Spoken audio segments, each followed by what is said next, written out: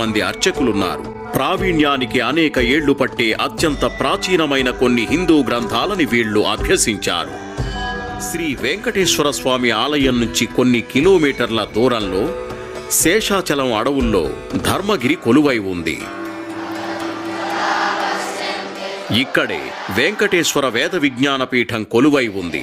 ఈ విద్యా సంస్థ వేదికగా వేదకాలం నాటి విద్యని నేటితరం విద్యార్థులకి బోధిస్తుంటారు.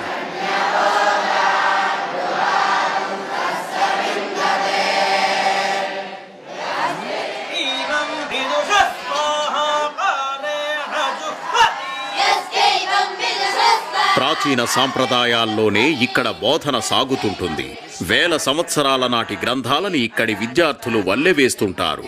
వైఖానస ఆగమ శాస్త్రాల్లో పేర్కొన్న ప్రకారం శ్రీ వెంకటేశ్వర స్వామి ఆలయంలో కైంకర్యాలు నిర్వహించే పద్ధతుల్లో ప్రావీణ్యం సాధిస్తారు.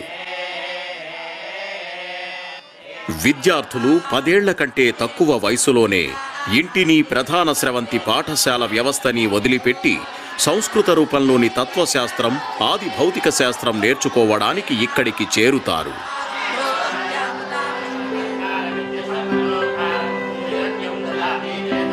గ్రాడ్యుయేషన్ తర్వాత ఈ విద్యార్థులు తిరుమల తిరుపతి ఆలయంలో విధులు నిర్వహించే